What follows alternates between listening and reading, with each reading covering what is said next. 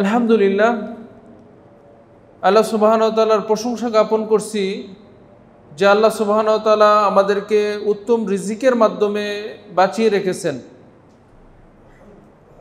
এবং আরও প্রশংসা জ্ঞাপন করছি যে আল্লাহ রাব্বুল আলামিন আমাদেরকে সুস্থ রেখে সপ্তাহের শ্রেষ্ঠতম দিন জুমার দিনে জুমার সালাত আদায়ের নিমিত্তে মসজিদে আসার মতো তৌফিক দান করেছেন। আলহামদুলিল্লাহ।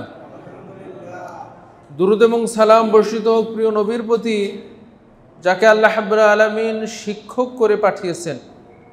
তিনি আমাদেরকে শিক্ষা দিয়েছেন ইবাদত, আখলাক, মুআমালাত, আকীদা এবং আমাদের চলাচলের জন্য, বেঁচে থাকার জন্য খাদ্য গ্রহণের নিয়ম নীতি তিনি আমাদেরকে শিক্ষা দিয়েছেন। সেই নবীর জন্য অযুত দ্বারায় বর্ষিত হোক শান্তির বাণী, আল্লাহুম্মা সাল্লি আলাইহি আল্লাহুম্মা বারিক আলাইহি। সম্মানিত জুমা জামাতের মুসলিয়ান একরাম, আমরা দৈনন্দিন জীবনে ইসলাম এই বিষয়ের উপরে আমরা ধারাবাহিক আলোচনা করে আসতেছি। আমাদের প্রত্যেক দিন যেই কাজগুলি করতে হয়, প্রত্যেক মানুষের উপরে যেই কাজগুলি করতে হয় বেঁচে থাকার জন্য, এগুলিকে ইসলামের আলোকে আমরা কিভাবে করব এবং এর মাধ্যমে কিভাবে সওয়াব অর্জন করব, এই বিষয়টাই মূলত আলোচনার বিষয়।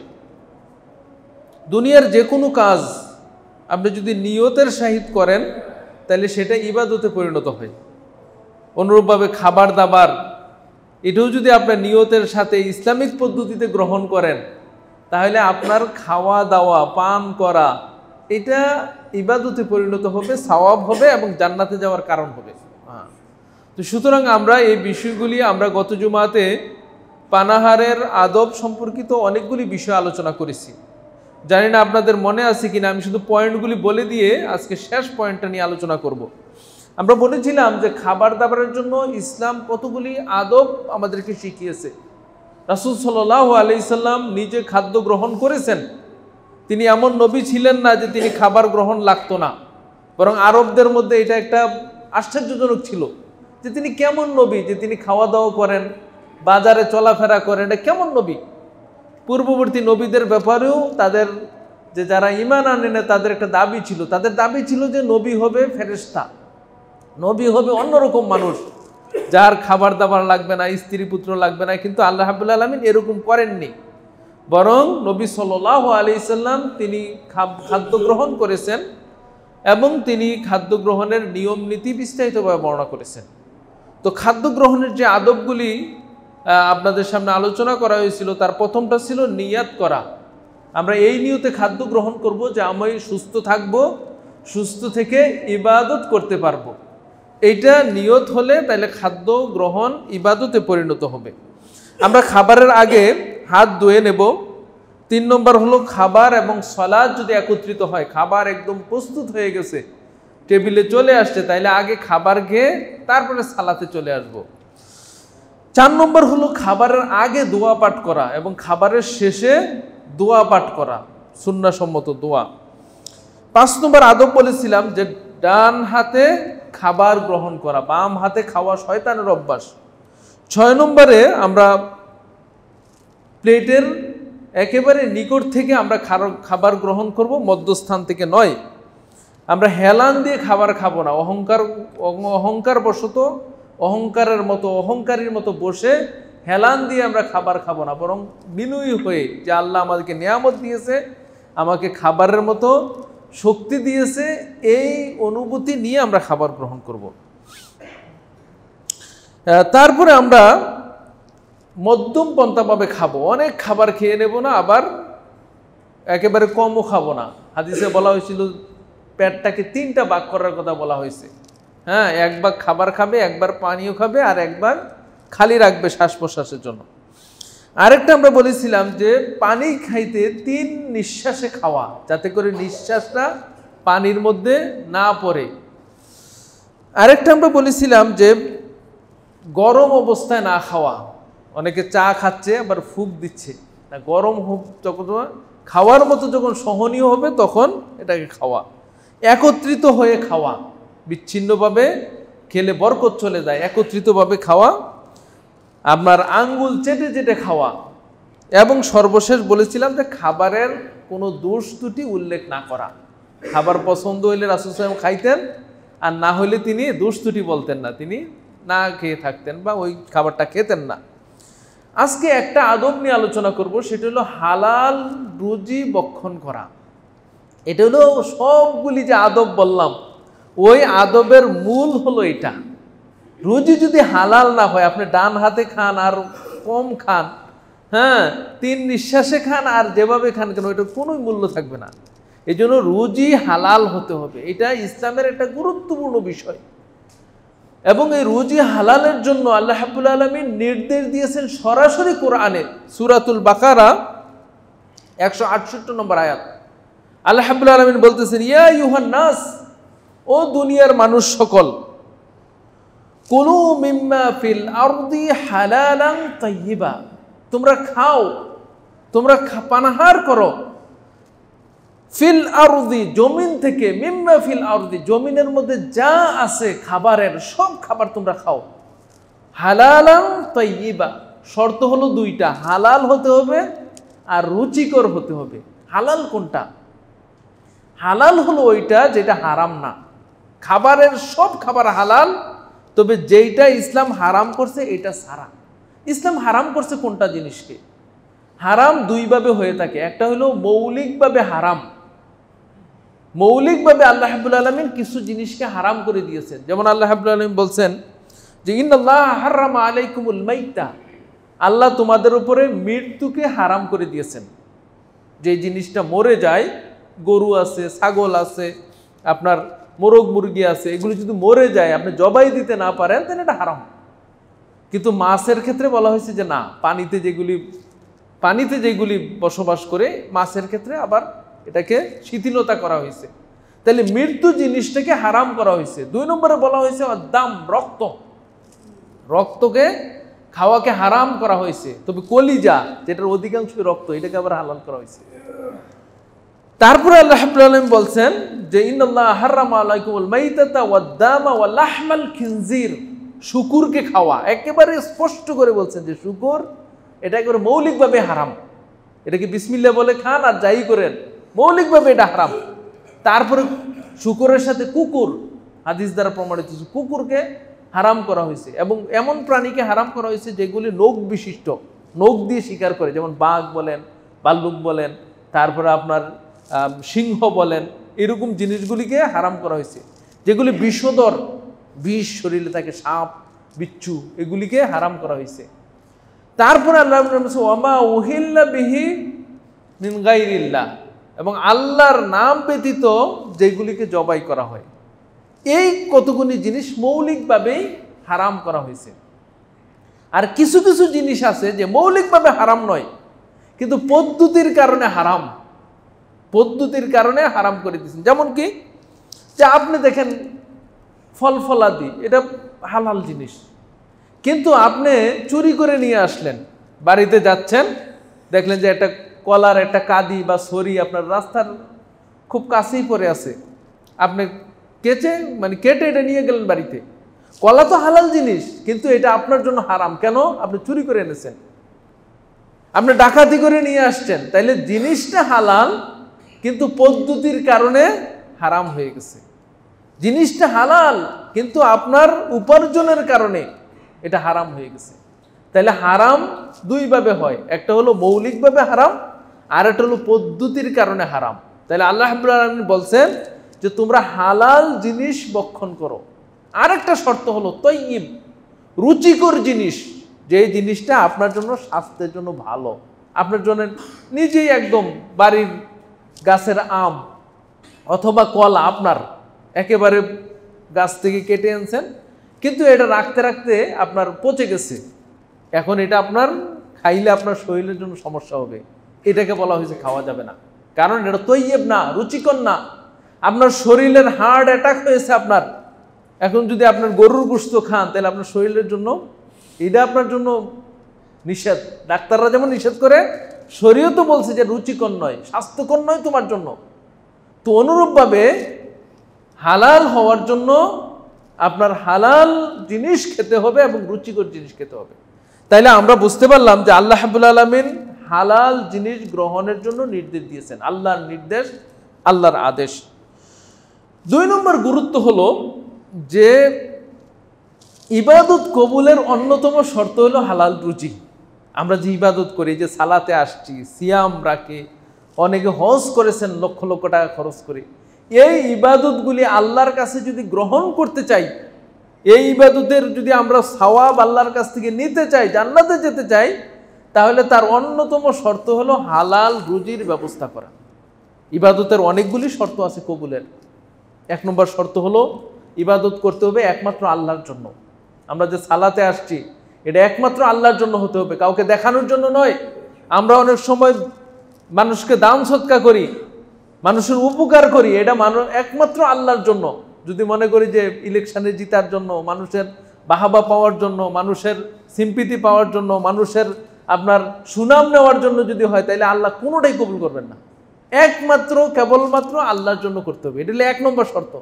দুই নম্বর শর্ত হলো এটা করতে হবে রাসূলের তরিকায়, সাল্লাল্লাহু আলাইহি ওয়াসাল্লাম, তার তরিকা মতো। আপনি জিকির করবেন, আপনি সালাত আদায় করবেন, আপনি সিয়াম পালন করবেন, যতটুকু কাজ করবেন সবগুলি রাসূল সাল্লাল্লাহু আলাইহি ওয়াসাল্লামের তরিকা মতো করতে হবে।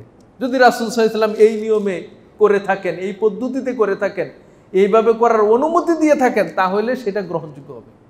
আর তিন নম্বর যে গুরুত্বপূর্ণ শর্ত, সেটা হলো হালাল রুজির ব্যবস্থা করা। আপনার রুজি যদি হালাল না হয়, তাহলে ইবাদত আল্লাহর দরবারে কবুল হবে না। হাদিস রাসূল সাল্লাল্লাহু আলাইহি সাল্লাম বলেছেন, সহিহ মুসলিমের হাদিস 1015 নম্বর হাদিস, আবু হুরায়রা রাদিয়াল্লাহু তাআলা আনহু বলেন যে ইন্নাল্লাহা তাইয়্যিব, নিশ্চয়ই আল্লাহ রাব্বুল আলামিন পবিত্র। যেমন আমরা বলি না সুবহানাল্লাহ, সুবহানাল্লাহ অর্থ কি? আল্লাহ পবিত্র।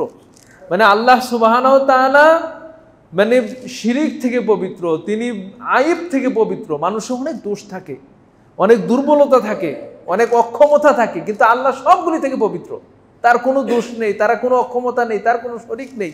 যত মানুষের দুর্বলতা আছে সব থেকে আল্লাহ পবিত্র। এই জন্য আমরা বলি সুবহানাল্লাহ, আল্লাহ পবিত্র। আর এখানে আল্লাহ বলছেন ইন্নাল্লাহা তাইয়্যিব, আল্লাহ পবিত্র, লা ইউকবালু ইল্লা তাইয়্যিব, আর আল্লাহ পবিত্র ছাড়া গ্রহণ করেন না। আমরা অনেকে কি যে আমার একটু দুর্বলতা আছে, তো নেন কিছু টাকা নিয়ে নেন, এটা দুর্বলতাটা আপনি সারিয়ে দেন। আল্লাহ এরকম না। আল্লাহ রাব্বুল আলামিন তিনি পবিত্র, পবিত্র ছাড়া তিনি গ্রহণ করেন না। আমাদের সমাজে দেখবেন অনেকে মনে করেন যে আগে চাকরিটা শেষ করে নেই, হয়তো সুদের চাকরি করতেছে, ঘুষের চাকরি করতেছে, অন্যায় কাজ করতেছে, তো মনে করে আজ চাকরিটা শেষ করি, পেনশনটা নেই, তারপরে হজ করব, তারপর অনেক টাকা ব্যয় করব। কিন্তু আসলে বুঝে না যে আমার যে মৌলিকভাবে তো এটা হারাম।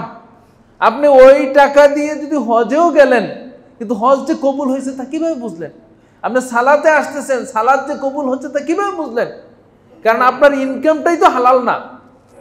আমাদের অনেকে এরকম মনে করেন যে ব্যবসা করতেছেন, মনে করেন ঠিক আছে ব্যবসা তো ভালোই লাভ হচ্ছে, আগে ব্যবসাটা করে নেই, হালাল হারাম কম দেখি, পরে একটা কিছু হইবে নি, মসজিদে বসে যাব, অথবা অনেকে মনে চিল্লায় চলে যাব, অনেকে বলে হ্যাঁ দিনের পথে চলে আসব। আসলে এইগুলি আমাদের ভুল ধারণা। বরং আপনার রিজিক যদি হালাল না হয়, ইনকাম যদি হালাল না হয়, ওই ইনকামের সাথে যত ইবাদত জড়িত কোনোটাই কবুলযোগ্য হবে না। তারপর রাসূল সাল্লাল্লাহু আলাইহি ওয়াসাল্লাম একটা উদাহরণ দিয়েছেন, যাকারা রাজুলুন, এক ব্যক্তির কথা তিনি উল্লেখ করেছেন, ইউতিলুস সাফারা, যেই ব্যক্তি দীর্ঘ সফর করেছে, আশআসা আকবারা, দুলি মালিন হয়ে গেছে তার শরীর, উস্কো খুস্কো হয়ে গেছে তার চেহারা, কাপড়গুলি হয়ে গেছে জীর্ণ শীর্ণ, এমন অবস্থায় মানে হজের সফর করেছে।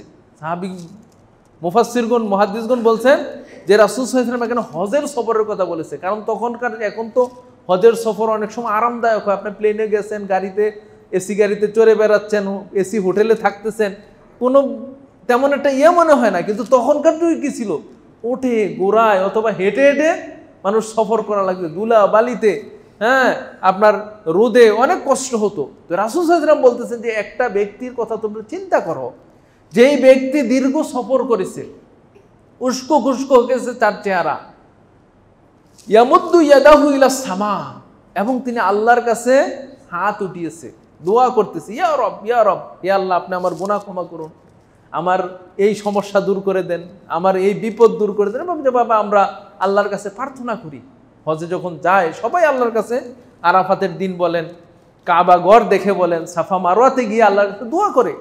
তো ওই ব্যক্তিও হাত উঠিয়ে আল্লাহর কাছে দোয়া করতেছেন, এখন রাসূল সাল্লাল্লাহু আলাইহি ওয়াসাল্লাম বলতেছেন যে ওই ব্যক্তির অবস্থা এরকম, যেটা আমরা অনেকে মনে করে বসে আছি, মাতামুহু হারামুন, তার খাবারটা হারাম টাকায় কেনা, ও মালবাসুহু হারামুন, তার যে পোশাক পরে আসছে, লাব্বাইক বলতেছে, এরামের কাপড় পরেছে, এটা হারাম টাকায় কেনা, ও মাতামুহু হারামুন, তার খাবার হারাম, ও গুদিয়া বিহি হারাম, তার শরীরটা হারাম দ্বারা হৃষ্টপুষ্ট হয়েছে। ওই যে প্রথম থেকে চাকরি করতেছে, ঘুষের চাকরি, সুদের চাকরি, ব্যবসা করতেছে, ওজনে কম দিচ্ছে, মানুষকে ঠকাচ্ছে, হ্যাঁ, চাঁদাবাজি করতেছে, টেন্ডারবাজি করতেছে, মানুষকে ঠকাচ্ছে, মানে টাকা উপার্জন হচ্ছে, খাচ্ছে, বড় হচ্ছে, হৃষ্টপুষ্ট হচ্ছে, হজে চলে গেছে, এখন আল্লাহর কাছে হাত উঠিয়ে দোয়া করতেছে। আল্লাহ রাসূল সাল্লাল্লাহু আলাইহি ওয়াসাল্লাম বলেছেন যে ফাআন্না ইউস্তাজাবু লিজালিক, এই অবস্থায় আল্লাহ কিভাবে কবুল করবে? মানে কবুল করবে না, কারণ আল্লাহ আগে শর্ত দিয়েছেন, ইন্নাল্লাহু তাইয়্যিবুন লা ইকবালু ইল্লা তাইয়্যিব, আল্লাহ পবিত্র, পবিত্র ছাড়া তিনি গ্রহণ করেন না। তো সম্মানিত উপস্থিতি, মুফাসসিরগণ, মুহাদ্দিসগণ এই হাদিসের ব্যাখ্যায় বলেছেন যে দোয়া কবুলের যতগুলি অবস্থা আছে, বা যেই অবস্থায় আল্লাহ দোয়া কবুল করেন, ওনার মধ্যে এই বিষয়গুলি পাওয়া গেছে। সেটা কি? সফর অবস্থায় আল্লাহ দোয়া কবুল করেন, মুসাফিরের দোয়া আল্লাহ ফেরত দেন না, 3 ব্যক্তির দোয়া আল্লাহ ফেরত দেন না, মাজলুমের দোয়া, পিতামাতার দোয়া এবং মুসাফিরের দোয়া। তাহলে ওই ব্যক্তি সফর করেছে। 2 নম্বর হইল যে হজ করতে গেলে আল্লাহর মেহমান, আল্লাহর মেহমান বলা হয়েছে, অন্য কোনো ইবাদতে আসলে আল্লাহর মেহমান ওইভাবে বলেন, কিন্তু হজে হাজে যারা যায় তারা আল্লাহর মেহমান। দেখেন আল্লাহর ঘরে চলে গেছে। 3 নম্বর হলো যে সে জীর্ণ শীর্ণ অবস্থায়, মানুষ যখন বিপদে পড়ে আল্লাহর সম্মুখীন হয়, আল্লাহর কাছে দোয়া করে, তখন আল্লাহ কবুল করেন। 4 নম্বর হলো যে তিনি হাত তুলে দোয়া করেছেন। হাত তোলা দোয়ার একটা আদব। একাকি যখন আপনি দোয়া করবেন, হাত তুলে দোয়া করবেন, এটা দোয়ার একটা আদব। রাসূল সাল্লাল্লাহু আলাইহি ওয়াসাল্লাম বলেছেন যে কোনো ব্যক্তি যখন আল্লাহর কাছে হাত উঠায় আর তার দোয়ার মধ্যে যদি কোনো পাপ না থাকে, তাহলে আল্লাহ হাত ফিরাই দিতে লজ্জাবোধ করেন। তাইলে হাত আপনি উঠিয়েছেন, আল্লাহ লজ্জাবোধ করেন। তাহলে ওই ব্যক্তি হাত উঠাইছে, মুসাফির, ওই ব্যক্তি জীর্ণশীর্ণ, ওই ব্যক্তি হজে গেছে, তাহলে দোয়া তো কবুল না হওয়ার কোনো কারণে নেই। কিন্তু দোয়া কেন কবুল হলো না? কারণ হারাম রুজি। সম্মানিত উপস্থিতি, এই জন্য হালাল রুজির ব্যবস্থা করা, আমরা যত ইবাদত করি, যত কষ্ট করি, এই ইবাদত আল্লাহর দরবারে কবুল করতে হলে রুজিটা হালাল হতে হবে। আল্লাহ আমাদেরকে বোঝার এবং সেই অনুযায়ী আমল করার তৌফিক দান করুন।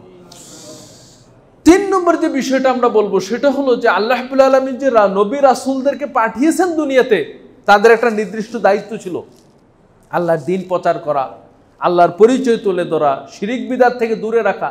তার অন্যতম একটা কাজ ছিল যে তারা মানুষকে হালাল হারাম সম্পর্কে জ্ঞান দান করবেন। আল্লাহ রাব্বুল আলামিন সূরা আরাফ 157 নম্বর আয়াতে আল্লাহ বলতেছেন, ইয়ামুরুহুম বিল মারুফ, নবীদের কাজ কি? ইয়ামুরুহুম বিল মারুফ, তারা তোমাদেরকে ভালো কাজের আদেশ দিবে, ওয়া ইয়ানহাহুম আনিল মুনকার, এবং মন্দ কাজ থেকে নিষেধ করবে, ওয়া ইয়াহিল্লু লাকুমুত তাইয়্যিবাত, তোমাদের জন্য হালাল জিনিসগুলিকে, পবিত্র জিনিসগুলিকে তারা হালাল করবেন, হালাল বর্ণনা করবেন, ওয়া ইউহাররিমু আলাইহিমুল খাবাইস, এবং মন্দ কাজগুলি থেকে তিনি তোমাদেরকে নিষেধ করবেন। যা সম্মানিত উপস্থিতি, তাহলে নবীদের অন্যতম কাজ ছিল যে তারা হালাল এবং হারাম জিনিসকে বুঝিয়ে দিতেন। তারা শুধু বলে ক্ষান্ত হন নাই, বরং তারা নিজেরাও হালাল উপার্জনে আপনার একেবারে আন্তরিক ছিলেন। রাসূল সাল্লাল্লাহু আলাইহি সাল্লাম বলেছেন, সহিহ বুখারীর 2262 নম্বর হাদিস, মা বাআসাল্লাহু নাবিয়ান ইল্লা রাঈয়াল গানাম, আল্লাহ রাব্বুল আলামিন এমন কোন নবী পাঠান নাই যাকে আল্লাহ রাব্বুল আলামিন ছাগলের রাখালগিরি করার নাই। মানে তারা এমন ছিলেন না যে আমি নবী, আমি খুব সম্মানী ব্যক্তি, এরকম না, বরং রিজিক উপার্জনের ক্ষেত্রে, তারা পেশা গ্রহণের ক্ষেত্রে তারা ছাগল পর্যন্ত চড়িয়েছেন। সম্মানিত উপস্থিতি, এই জন্য আপনার হালাল রুজি, আবু বকর রাদিয়াল্লাহু তাআলা আনহু যখন খলিফা হলেন, তিনি খলিফা হওয়ার পরে আগে থেকে তিনি ব্যবসায়ী ছিলেন, বড় ধনী মানুষ ছিলেন মক্কাতে। মদিনাতে যখন গেলেন তখনও তিনি ব্যবসা শুরু করতেন, কাপড়ের ব্যবসা করতেন। তিনি খলিফা হওয়ার পরে তিনি কাপড়ের মানে বিক্রি করার জন্য তিনি কাপড়ের যে তার যে কাপড়গুলি ছিল ওইগুলি তিনি মাথায় নিয়ে তিনি বাজারে যাচ্ছেন। ওমর রাদিয়াল্লাহু তাআলা আনহু বললেন, আপনি এখন খলিফা, রাষ্ট্রের দায়িত্বশীল, অনেক বিষয়ে আপনার সিদ্ধান্ত নিতে হবে, অনেক বিষয়ে আপনার পরামর্শ দিতে হবে, অনেক বিষয়ে আপনার পদক্ষেপ নিতে হবে। আপনি যদি বাজারে চলে যান তাহলে রাষ্ট্র কিভাবে চলবে? তখন আবু বকর রাদিয়াল্লাহু তাআলা আনহুকে ওমর রাদিয়াল্লাহু তাআলা আনহু বাজার থেকে নিবৃত্ত করলেন এবং তার পরিবার চলার জন্য 2000 দিনার তৎকালীন নির্ধারিত করে দিলেন। তাহলে দেখেন, আবু বকর রাদিয়াল্লাহু তাআলা আনহুর মতো এই উম্মতের শ্রেষ্ঠ ব্যক্তি, তিনিও ব্যবসা করতেন, মানে কাজে লিপ্ত থাকতেন। কাজ ছাড়া তারা হালাল রুজি উপার্জনে সচেষ্ট ছিলেন।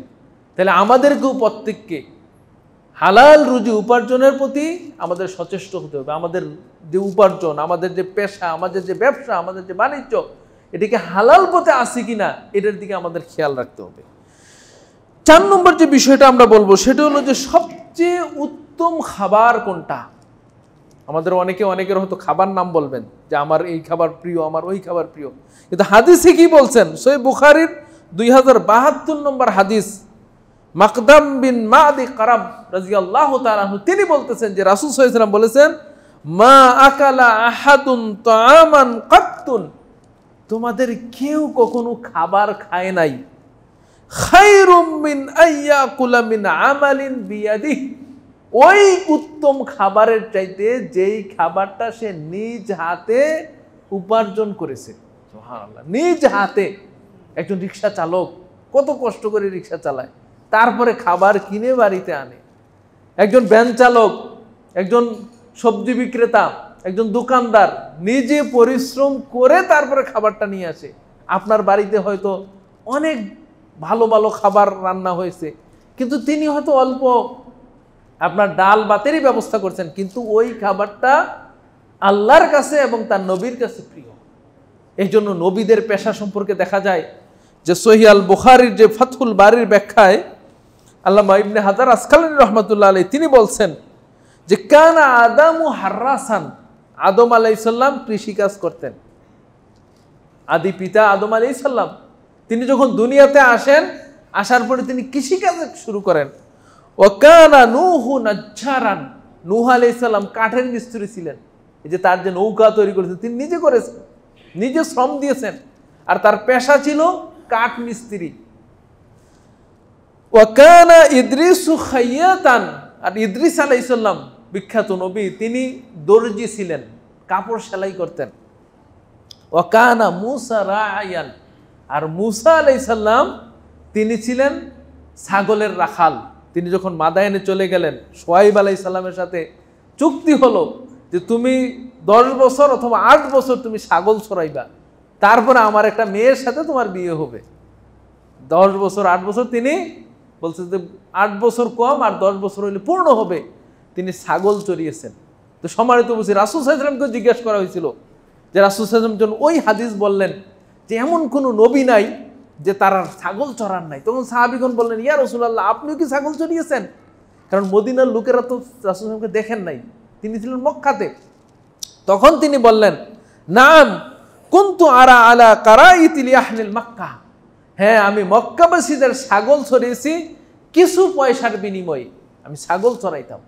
তো সম্মানিত উপস্থিতি, যে বড় বড় ব্যক্তি যারা নবী রাসূল, আল্লাহর কাছে সবচেয়ে প্রিয় ব্যক্তি, তারা কেউ অলস, বেকার, অন্যের উপরে পরনির্ভরশীল এরকম ছিলেন না, বরং নিজের কাজ তারা নিজে করতেন। আয়েশা রাদিয়াল্লাহু তাআলা নিজে বলছেন যে রাসূল সাল্লাল্লাহু আলাইহি ওয়াসাল্লাম যখন বাড়িতে আসতেন তখন তিনি ঘর ঝাড়ু দিতেন, নিজের কাপড় সেলাই করতেন, রান্নার কাজে স্ত্রীদেরকে সহযোগিতা করতেন। যখন আজান হতো তখন তিনি কাজ ছেড়ে মসজিদে চলে যেতেন। সম্মানিত উপস্থিতি, তাইলে আমাদেরকেও পেশা গ্রহণ করা, অনেকে লজ্জাবোধ করে যে আমি এই পেশা যাব, ওই পেশা যাব, এইটা লজ্জাবোধ করে, কিন্তু এইটা লজ্জাবোধ করার বিষয় না, বরং গর্বের বিষয় যে আমি হালাল পন্থায় আছি, হারামের মধ্যে নাই। আমি নেতাগিরি করে, আমি টেন্ডারবাজি করে, অথবা আমি কি যে চাঁদাবাজি করে আমি উপার্জন করি না, বরং আমি হালাল পন্থায় উপার্জনের চেষ্টা করি। অনেকের পেশা খুঁজে পাওয়া যায় না, কোনো দলের নেতা বা কোনো ক্ষমতাশালী ব্যক্তির কোনো পোস্ট পেয়ে গেলে তার পেশা আর খুঁজে পাওয়া যায় না। অনেকের তার পেশা শুধু ওইটাই যে রাজনীতি পেশা, সম্মানিত, রাজনীতি হলো দেওয়ার জিনিস। আমরা এটা ভুলে গেছি। আমরা মনে করছি রাজনীতি করা মানে কোনো দল, আমার দল ক্ষমতায় আসবে বা আমার দল পাওয়ারে থাকবে, তখন আমার আর চিন্তা লাগবে না। না, বরং আপনি এটা দেওয়ার জন্য, মানুষের সেবার জন্য। কিন্তু এটা উল্টো হয়ে গেছে এখন। এই জন্য আমাদেরকে সবাইকে হালাল রুজির ব্যবস্থা করতে হবে। 5 নম্বরে আমরা যেটা বলবো সেটা হলো যে হালাল রুজির মধ্যে রয়েছে সব কল্যাণ। আব্দুল্লাহ ইবনে আব্বাস রাদিয়াল্লাহু তাআলা থেকে সৈয়দ তারগিবের 1718 নম্বর হাদিস, রাসূল সাল্লাল্লাহু আলাইহি ওয়াসাল্লাম বলেছেন, আরবাতুন ইযা কুননা ফিকা ফালা আলাইকা ইযা ফাতাকাত দুনিয়া। 4টা গুণ যদি তোমার মধ্যে থাকে তাহলে পৃথিবী ধ্বংস হয়ে গেলেও তোমার কিছু হবে না। 4টা গুণ যদি থাকে পৃথিবী ধ্বংস হয়ে যাবে কিন্তু তোমার কিছু হবে না। 4টা গুণ কি? হিফজু আমানাতিন, আমানতের হেফাজত করা। দায়িত্ব হলো আমানত। আপনি যে যেই দায়িত্বে আছেন সেটা হলো আপনার কাছে আমানত। আপনি এলাকার কাউন্সিলর, এই এলাকার পুরাটা হলো আপনার কাছে আমানত।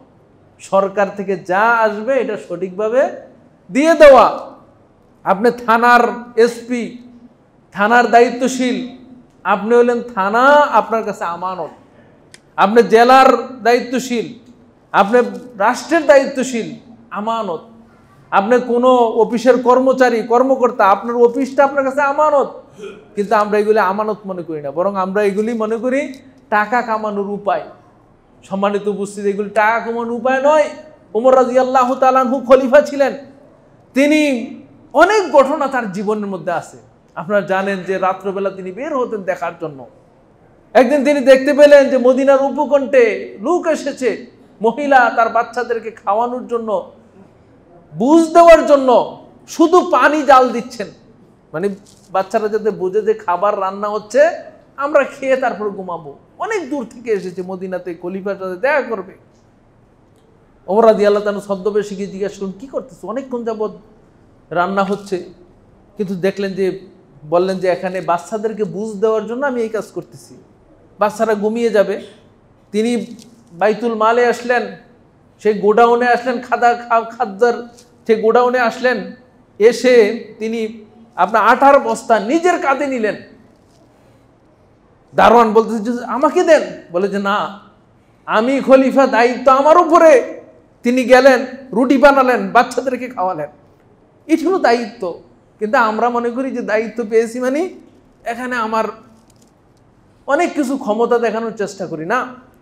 বরং ওমর রাদিয়াল্লাহু তাআলা বলতেন যে আমার আমলে যদি ফোরাত নদীর তীরে, ফোরাত কোথায়? সেই ইরাকে, আর তিনি থাকতেন মদিনাতে, তার রাজধানী। ফোরাত নদীর তীরে যদি একটা কুকুর না খেয়ে মারা যায়, এই জব আমাকে ওমরকে দিতে হবে। এটা দায়িত্ব। তারা দায়িত্ব মনে করতেন ক্ষমতাকে। কিন্তু আমরা ক্ষমতাকে মনে করি কি আমাদের পাওয়ার দেখানোর জিনিস না, ক্ষমতা এটাকে আমরা মনে করি। তো রাসূল সাল্লাল্লাহু আলাইহি ওয়াসাল্লাম বলেছে যে 4টা গুণ যদি তোমার থাকে তো মনে করবে যে পৃথিবী ধ্বংস হয়ে গেলে তোমার কিছু হবে না। এক, হিফজু আমানা, আমানতের হিফাজত। আজকে আমাদের দেখা যায় রিলিফের গম আসে, রিলিফের জিনিস আসে, সব পাওয়া যায় নেতার বাড়িতে। কোথায় আমানত আমাদের? এগুলি যে আপনার হারাম জিনিস, এটা আপনি হৃষ্টপুষ্ট হচ্ছেন, আপনার সম্পদ অনেক বেড়ে যায়। গত সরকারের এখন ফিরিস্তে এখন বের হচ্ছে, অমুক মন্ত্রীর এত বাড়ি, অমুক এত টাকা ঋণ, এত টাকা ঋণ কীভাবে আসছে? সম্মানিত বলছি, এগুলো আমাদের চিন্তার বিষয়। প্রত্যেকের জবাব দিবে, আমি আমার জবাব দিব, আমি কি করতেছি। এই জন্য হিফজু আমানাতিন, আমানতের হিফাজত, দায়িত্ব হলো আমানত। 2 নম্বর রাসূল সাল্লাল্লাহু আলাইহি ওয়াসাল্লাম বলেছেন সিদকু হাদিসিন, সত্য কথা। সত্য কথা বলতে হবে। হ্যাঁ, যে কোনো পর্যায়ে থাকেন, সত্য কথা। অনেক আলেমও দেখা যায় আজকে মিম্বরে উঠে এমন হাদিস, এমন কোরআন, এমনভাবে মানুষকে বোঝানোর চেষ্টা করে মিথ্যা দিয়ে। তো সব পর্যায়ে দেখা যায় আজকে মিথ্যা। ব্যবসা চলতেছে মিথ্যা দিয়ে, চাকরি চলতেছে মিথ্যা দিয়ে, আপনার রাজনীতি চলতেছে মিথ্যা দিয়ে। তাজেরা সাদুকুল আমিন মান নাবিয়িনা ওয়াস সিদ্দিকিনা ওয়াস শুহাদা। ব্যবসায়ী 2টা শর্ত, সাদুক সত্যবাদী, ওয়াল আমিন বিশ্বস্ত। সত্যবাদী বিশ্বস্ত ব্যবসায়ীরা নবী, সিদ্দিক এবং শহীদদের সাথে কিয়ামতের দিন থাকবে। সুবহানাল্লাহ, সুবহানাল্লাহ। তাইলে এই জন্য সব ক্ষেত্রে আপনার হালাল রুজির হতে হবে, আপনার রুজি যাতে হারাম না হয়। তাহলে 4টা গুণ যার মধ্যে আছে তার কোনো কিছু হবে না, পৃথিবী ধ্বংস হইল। 1, আমানতের হেফাজত, 2 সত্য কথা, 3 উত্তম চরিত্র, আর 4 নম্বর হলো হালাল রুজি। এই 4টা গুণ আছে যার, সব কিছু তার থাকবে। 6 নম্বরে আপনার যেই পয়েন্টটা বলবো সেটা হলো যে কিয়ামতের আলামত হলো মানুষ হালাল হারাম বলে যাবে, মানুষ কোনটা হালাল কোনটা হারাম এটা বলে যাবে। এটা সহিহ হাদিসের মধ্যে 2059 নম্বর হাদিস, সহিহ আল বুখারীর মধ্যে রাসূল সাল্লাল্লাহু আলাইহি ওয়াসাল্লাম বলেছেন, আবু হুরায়রা রাদিয়াল্লাহু তাআলা আনহু বলেন যে ইয়াতি আলান নাসি জামান, ও সাহাবীরা, মানুষদের কাছে এমন একটা সময় আসবে, লা ইয়াবালুল মারউ মা আখাযা মিনহু আমিনাল হালালি আমিনাল হারাম। এমন একটা সময় তোমাদের মানুষদের মধ্যে আসবে, তোমরা শেষ জমানার মধ্যে এমন একটা সময় আসবে যখন দেখতে পাবে যে মানুষ পরোয়া করবে না, মানুষ শুধু টাকা গ্রহণ করবে, টাকা উপার্জন করবে, সে দেখবে না এটা কি হালাল পন্থায় আসছে না হারাম পন্থায় আসছে। টাকা আসলেই হলো, টাকা আসলে হলো। ঋণ খেলাফির নাম আপনারা জানেন যে কত হাজার হাজার, একবার ব্যাংকগুলিকে শেষ করে দিয়েছে। কিভাবে দিচ্ছে? টাকা নিয়ে দিচ্ছে, এই উদ্দেশ্যে নিচ্ছে যে দিবে না, মানে উদ্দেশ্যই যে মনে হয় যে দিবে না, মানে হাজার হাজার লাখ লাখ কোটি টাকা, যেগুলো আপনার শুনলেই অনেক সময় আসে যে এত টাকা মানুষের লাগে, নিয়ে নিয়ে মানুষ মানে শেষ করে দিচ্ছে। তো কোথা থেকে টাকা আসছে এটা সে চিন্তা করেন, টাকা আসলেই হলো। তো এই যে সরকারি কাজগুলি আপনারা দেখেন, যারা হিসাব রাখেন, হ্যাঁ, রডের পরিবর্তে বাঁশ দিতেছে, সেতু ভেঙে পড়তেছে, আপনার রাস্তা কার্পেট উঠে যাচ্ছে, তো সরকার তো কম বাজেট করে না, কিন্তু যারা এটা বাস্তবায়ন করে তারা কোনো রকমে কাজটা হলেই হলো, আর বাকি টাকা নিজের পকেটে। কোত্থেকে টাকা আসে বলে দেখার দরকার নেই, টাকা আসলেই হলো। এটা কিয়ামতের আলামত, যে কিয়ামত যখন হবে, কিয়ামতের প্রাককালে তখন মানুষের এই অবস্থা হবে। কিয়ামত চলে আসতেছে, কারণ আজকে মানুষ হালাল হারাম দেখার সময় নেই, শুধু টাকার দরকার। কত টাকার দরকার মানুষের, শুধু টাকা আর টাকা। সম্মানিত উপস্থিতি, 7 নম্বর যে পয়েন্টটা আমরা বলবো সেটা হলো যে কিয়ামতের দিন যে প্রশ্ন করবেন আল্লাহ রাব্বুল আলামিন, তার মধ্যে অন্যতম প্রশ্ন হলো অর্থনীতি বিষয়ক প্রশ্ন। 5টা প্রশ্নের জবাব দেওয়া ছাড়া মানুষ পা নাড়াচড়া করতে পারবে না কিয়ামতের দিন। 5টা প্রশ্নের মধ্যে প্রথম প্রশ্ন হবে তোমার জীবন সম্পর্কে তুমি বলো, তোমার জীবন কোন কাজে ব্যয় করেছো। 2 নম্বর প্রশ্ন হলো তোমার যৌবনকাল তুমি কোন পথে ব্যয় করেছ। 3 নম্বর প্রশ্ন হবে আন মালিহি মিন আইনা ইখতাসাবা ওয়া মিন আইনা আনফাকাহা, তোমার মাল তুমি কোত্থেকে উপার্জন করেছো, তোমার যে সম্পদের উপার্জন এটা কোত্থেকে হয়েছে, চাকরি থেকে, ব্যবসা থেকে, তোমার শ্রমিক থেকে, চাকরি থেকে হয়েছে, বেতন পেয়েছো, বাকি যে গোশটা ওইটা কিভাবে জবাব দিবেন। আপনি বেতন ব্যবসা থেকে নিয়েছেন হালাল ভাবে, কিন্তু ওজনে কম দিয়ে যে নিয়েছেন ওইটা কিভাবে দিবেন। আপনি চাকরি করেছেন, ডিউটিতে ফাঁকি দিয়েছেন, এই যে ফাঁকি দিয়েছেন তারপরে মালিক থেকে বেতন নিয়েছেন, এটার জবাব কিভাবে দিবেন। কিয়ামতের দিন 5টা জবাব না দিয়ে মানুষ পা নড়াচড়া করতে পারবে না। কোত্থেকে তুমি উপার্জন করেছো, আয়ের উৎস কি তোমার, এটা কি বৈধ না অবৈধ।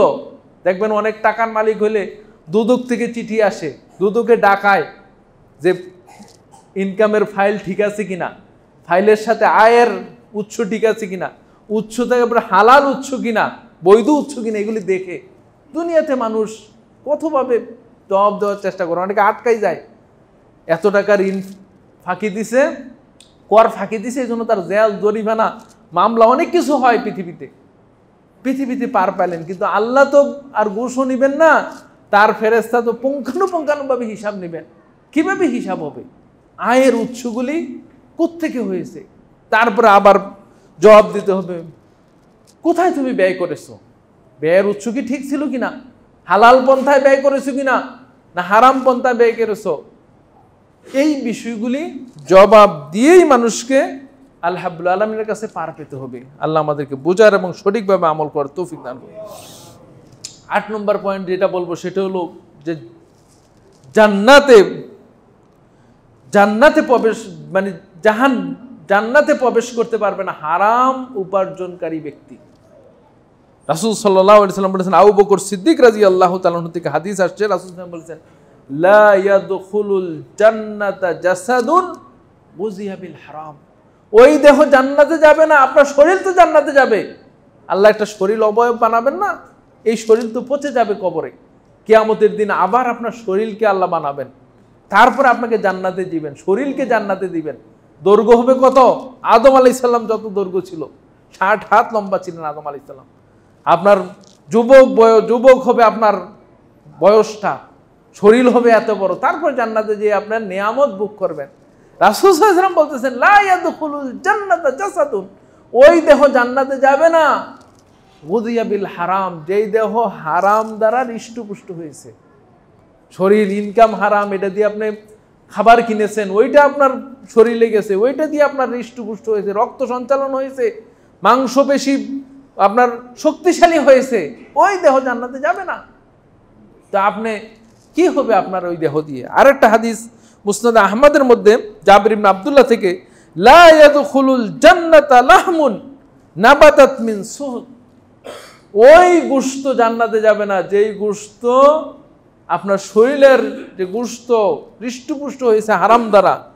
ওয়া কুল্লু লাহমিন নাবাতাত মিন সুহতিন ফান্নারু আউলা বিহ, রাসূল সাল্লাল্লাহু আলাইহি ওয়াসাল্লাম বলেছেন, যেই গোশত যেই শরীর হারাম দ্বারা হৃষ্টপুষ্ট হয়েছে এটা জাহান্নামে যাওয়ারই উপযুক্ত, জান্নাতে যাওয়ার উপযুক্ত না। তো সম্মানিত উপস্থিতি, এত কষ্ট করে ইবাদত, এত কষ্ট করে সালাত সিয়াম পড়তেছে, যে এই দেহ যদি জান্নাতে না যায়, তাহলে হালাল রুজির দিকে আমাদেরকে খেয়াল করতে হবে।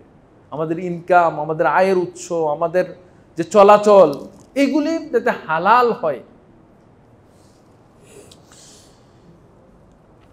9 নম্বর যে পয়েন্ট আমরা বলবো সেটা হলো, রাসূল সাল্লাল্লাহু আলাইহি সাল্লাম দোয়া করতেন আল্লাহর কাছে হালাল থাকার জন্য।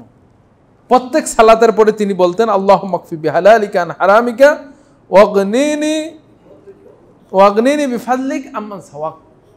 হে আল্লাহ, আল্লাহুম্মা কফি বিহালালিকা, আল্লাহ আমাকে যথেষ্ট করে দেন, কাফি করে দেন, বিহালালিকা, আমার হালাল দ্বারা আপনি আমাকে যথেষ্ট করে দেন, ওয়াগনিনি বিফাদলিক আম্মান সাওয়াক, আর আমাকে আপনার অনুগ্রহ দ্বারা আমাকে ধনী করে দেন, আমাকে প্রাচুর্যশালী করে দেন। মানে মানুষের মানসিক, আপনি দেখেন কোটি কোটি টাকার মানুষ, কয়টা মানুষ খাবে আসলে? মানুষের মনের আপনার চাহিদা, কিন্তু পেটের তো চাহিদা নাই। পেটের চাহিদা কত অল্প, কিন্তু মানুষের মনের চাহিদা যে আরো লাগবে, চোখের চাহিদা যে আরো লাগবে। তো এইগুলি থেকে আল্লাহ রাব্বুল আলামিনের কাছে পানা চাইতেন। সকালবেলা রাসূল সাল্লাল্লাহু আলাইহি ওয়াসাল্লাম একটা দোয়া করতেন, সকাল বিকাল জিকিরের সকালে তিনি শুধু বলতেন যে আল্লাহুম্মা, তিনি বলতেন, আল্লাহুম্মা ইন্নী আসআলুকা ইলমান নাফিয়ান ওয়া রিজকান তাইয়িবান ওয়া আমালান মুতাকাব্বালা। তিনটা দোয়া করতেন যে আল্লাহ, আপনি আমাকে হালাল ইলমান নাফিয়ান, উপকারী জ্ঞান দেন, রিজকান তাইয়িবান, হালাল রুজি দেন, ওয়া আমালান মুতাকাব্বালা, এবং এমন আমল করার আপনি আমাকে তৌফিক দান করুন যে আমলটা কবুলযোগ্য হবে। এই দোয়া রাসূল সাল্লাল্লাহু আলাইহি ওয়াসাল্লাম করতেন, 5 ওয়াক্ত সালাতের পরে করতেন এবং সকাল বিকাল করতেন। সর্বশেষ একটা যে পয়েন্টটা বলবো সেটা হলো যে হালাল হারামের প্রভাব সন্তানদের উপরে পড়ে। একটা ঘটনা সূরা কাহাফ আপনারা শুক্রবারে পড়ে থাকেন, সূরা কাহাফের 15 পারার শেষ পৃষ্ঠা আর 16 পারার শুরুতে একটা ঘটনা আল্লাহ রাব্বুল আলামিন উল্লেখ করেছেন। মূসা আলাইহিস সালামকে যে খিজিরের কাছে পাঠাইছিলেন, 3টা ঘটনা ঘটেছিল। সর্বশেষ ঘটনা ঘটেছিল যে মূসা আলাইহিস সালাম এবং খিজির আলাইহিস সালাম এক বাড়িতে গেলেন রাত্রবেলা, রাত্র হয়ে গেছে, কোথায় যাবেন? তখন বলেন যে আমাদেরকে একটু খাওয়ার ব্যবস্থা করে দাও, তোমরা থাকার ব্যবস্থা করে দাও। তখন এলাকাবাসী বলছে না, আমরা মেহমান জায়গা দেবো না। তারা চলে যাচ্ছেন এলাকা থেকে, বাড়ি থেকে, দেখলেন যে একটা দেয়াল ভেঙে পড়ে আছে। তখন খিজির বললেন যে আমরা দেয়ালটা ঠিক করে দেবো। মূসা আলাইহিস সালাম তো রেগে গেলেন যে সারাদিনের ক্লান্তি, তারা থাকতেও দিল না, খাইতেও দিল না, তো তাদের দেয়াল আমরা ঠিক করবো কেন? তখন যখন মূসা আলাইহিস সালাম বিদায় নিয়ে আসতেছেন, তখন খিদির বলতেছেন, ওয়াম্মাল জিদার, এই যে দেয়ালটা আমরা ঠিক করব, ফাকানা লি গুলামাইনি ইয়াতীমাইন, এই দেয়ালটা হলো 2জন এতিম বালকের, ফিল মাদিনাতি, এই শহরের, ওয়া কানা তাহতাহু কানজুল লাহুমা, আর এই দেয়ালের নিচে তাদের জন্য সঞ্চিত সম্পদ আছে, সঞ্চিত সম্পদ আছে। ওয়া কানা আবুহুমা সালিহান, তাদের পিতামাতা সৎ ছিল। আল্লাহু আকবার, তাদের পিতামাতা সৎ ছিল, নেকবান ছিল, তারা মারা গেছেন, এবং তাদের সন্তানদের জন্য এই দেয়ালের নিচে সম্পদ সঞ্চিত করে রেখেছেন। এখন দেয়ালটা ভেঙে পড়ে গেছে, বৃষ্টিতে মাটি চলে যাবে, এই সন্তানটা ছোটই আছে এখনো, মানুষগুলি সম্পদগুলি কেড়ে নিয়ে যাবে। যখন দেখবে যে দেয়াল ভেঙে পড়ে গেছে, কিছু দেখা যাচ্ছে, তো মানুষ এগুলি নিয়ে যাবে। তো সুতরাং আমি এবং তুমি এই দেয়ালটা এই জন্য ঠিক করব যে তাদের পিতামাতা সৎ ছিল, আর সৎ থাকার কারণে তাদের এই দেয়ালটাকে ঠিক করে দিলে দেয়ালটা অনেক দিন যাবে, ছেলে মেয়েগুলি বড় হবে, তখন তারা এই সম্পদটা নিয়ে নেবে। তাহলে দেখেন, একটা লোক সৎ, ন্যায়, হালাল রুজির লোক ছিল, দুইজন সৎ ব্যক্তি, একজন নবী এবং আরেকজন সৎ ব্যক্তিকে দিয়ে আল্লাহ তাদের সম্পদ রক্ষা করেছে। তাহলে দেখেন, আপনি যদি সৎ হন, আমরা অনেকে অসৎ পথে যাই কেন? যে ছেলে মেয়েদের কী হবে, বাচ্চা কাচ্চারা কীভাবে চলবে, তাদের জন্য একটা বাড়ি গাড়ি করা দরকার, একটা বিল্ডিং করে দেওয়া দরকার, একটা ব্যবসা প্রতিষ্ঠান দাঁড়ানো দরকার। আপনি মনে রাখবেন, এইগুলি কোনোটাই আপনার যদি অসৎ হয় কোনোটাই কাজে লাগবে না, বরং সন্তান অনেক সময় আপনার জন্য বিপদের কারণ হতে পারে, সম্পদ আপনার জন্য বিপদের কারণ হতে পারে। আর আপনি যদি সৎ হন, তাহলে মুসা আলাইহিস সালাম, কোরআনে এই ঘটনা কেন আল্লাহ উল্লেখ করছেন? শুধু ঘটনা বর্ণনা করার জন্য না, বরং আমাদেরকে শিক্ষা নেওয়ার জন্য, যে উম্মতে মুহাম্মদী, তোমরা যদি সৎ হও, তাহলে মনে রাখবা যে তোমাদের সন্তানদের কোনো সমস্যা হবে না। আমি যেমন ওই দুইজন এতিম বালকের সম্পদ নবীকে দিয়ে এবং একজন সৎ বান্দা খিজিরকে দিয়ে রক্ষা করেছি, তো মনে রাখবা যে তোমরা যদি সৎ হতো, তোমাদের সন্তানের চিন্তা আমরা ব্যবস্থা করবেন। আল্লাহ সবারই রিজিক দিয়েছেন, সুতরাং অসৎ হইলে তোমার যে কি অবস্থা হবে সেটা তুমি ভালো জানো। তুমি দেখা যাবে আপনি অনেক সম্পদ করে গেছেন, বাড়ি গাড়ি করে গেছেন, অসৎভাবে করে গেছেন, আপনাদের সন্তানদের তো কিছু না, একজনের দায়িত্ব আরেকজন নিবে না। আপনি মারা গেছেন, দেখা যাচ্ছে আপনার সন্তানের সম্পদ নিয়ে ফুর্তি করতেছে, আনন্দ ফুর্তি করছে, আপনার কথা ভুলেই গেছে, আপনার কথা ভুলেই গেছে। আপনি কবরে শাস্তি পাচ্ছেন, ওরা সম্পদ নিয়ে ফুর্তি করতেছে, বাড়ি গাড়ি নিয়ে ফুর্তি করতেছে, আর আপনি এই বাড়ি গাড়ি করতে যে আপনার জীবন শেষ হয়ে গেছে। তো সুতরাং সবচেয়ে বুদ্ধিমান ওই ব্যক্তি, আল কাইয়িসু মান দানা নাফসাহু ওয়া আমিলা লিমা বাদাল মাউত। রাসূল সাল্লাল্লাহু আলাইহি ওয়াসাল্লাম হাদিসের মধ্যে বলছেন যে বুদ্ধিমান, চালাক, চতুর হলো ওই ব্যক্তি মান দানা নাফসা, যে নিজেকে নিয়ে চিন্তা করে আপনার কবরে কি হবে। আপনি কি করতেছেন? ছেলে মেয়ে নিয়ে চিন্তা করি, আমি ছেলে মেয়ে তো করবেন, কিন্তু আগে নিজেরটা, কু আনফুসাকুম, আল্লাহ বলছেন আগে নিজে বাঁচো, তারপর তোমার পরিবারকে বাঁচাও। তা আপনাকে নিজের চিন্তা করেন, ওয়া আমিলা লিমা বাদাল মাউত, এবং মৃত্যুর পরের জন্য আমল করে। সুতরাং দুনিয়া তো করবেন সন্তানের জন্য, কিন্তু পরকালকে ঠিক রেখে, হালাল হারাম ঠিক রেখে, জায়েজ না জায়েজ ঠিক রেখে, এটা যদি করতে পারেন তাহলে দুনিয়াতে করলেন, আখিরাতে করলেন। আল্লাহ আমাদেরকে বুঝার এবং সেই অনুযায়ী আমল করার তৌফিক দান করুন। হাযা ওয়া সাল্লাল্লাহু আলা নবিয়িনা মুহাম্মদ ওয়া আলা আলিহি ওয়া সাহবিহি আজমাইন। আল্লাহুম্মা সাল্লি আলাইহি ওয়া বারিক আলাইহি। আলহামদুলিল্লাহ ওয়াহদা ওয়াস সালাতু ওয়াস সালামু আলা মান লা নাবিয়্যা বা'দা। সম্মানিত মুসলিমান একরাম, এই সপ্তাহে আপনারা দেখেছেন যে মাইলস্টোন স্কুলে যে বিমান দুর্ঘটনা ঘটেছে, অনেক ছাত্র, শিক্ষক, শিক্ষিকা তাদের আহত হয়েছেন, কেউ নিহত হয়েছেন। তা আমরা দোয়া করি আল্লাহ রাব্বুল আলামিন যারা নিহত হয়েছেন, আল্লাহ তাদেরকে যাতে শাহাদাতের মর্যাদা দান করেন। কারণ আগুনে পুড়ে মারা গেলে তার যদি ঈমান ঠিক থাকে তাহলে তিনি শাহাদাতের মর্যাদা পান। এই জন্য আমরা দোয়া করি আল্লাহ তাদেরকে শাহাদাতের মর্যাদা দান করুন। এবং যারা অসুস্থ অবস্থায় হাসপাতালে আছেন, আল্লাহ রাব্বুল আলামিন যেন তাদেরকে সুস্থতা দান করেন এবং তাদের এই অসুস্থতার বিনিময়ে তাদেরকে জান্নাতের ব্যবস্থা করেন। সম্মানিত উপস্থিতি, আমাদের জহির ভাইয়ের মা মারা গেছেন গত রবিবার রাতে।